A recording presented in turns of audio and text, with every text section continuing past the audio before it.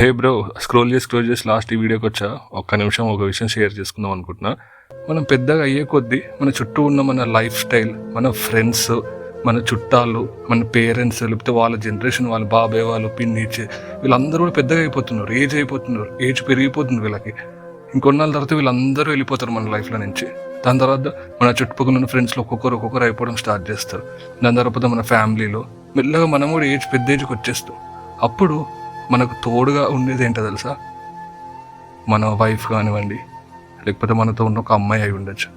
ఇంకా మనకు బతకడానికి రీజన్ ఏముంది? అసలు ఒక మనిషి ఎందుకు బతకాలనుకుంటుంది? దాని తర్వాత తోడు ఇంతమంది వాళ్ళ ఫ్రెండ్స్ అందరూ వెళ్ళిపోయారు, వాళ్ళ ఫ్యామిలీ మొత్తం వెళ్ళిపోయింది, వాళ్ళ చుట్టాలు వెళ్ళిపోయారు.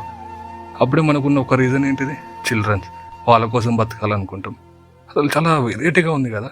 ఒక మనిషి జీవితాంతం బతకడానికి ఏదో అంటిస్తున్నారు, ఈ సొసైటీ ఏదో అంటించి పెడుతున్నారు. అది పేరెంట్స్ కానీ, స్కూలింగ్, తర్వాత జాబ్ కానీ, మనీ కానీ, లేకపోతే పిల్లలు కానివ్వండి, వాళ్ళ పిల్లలు కానివ్వండి.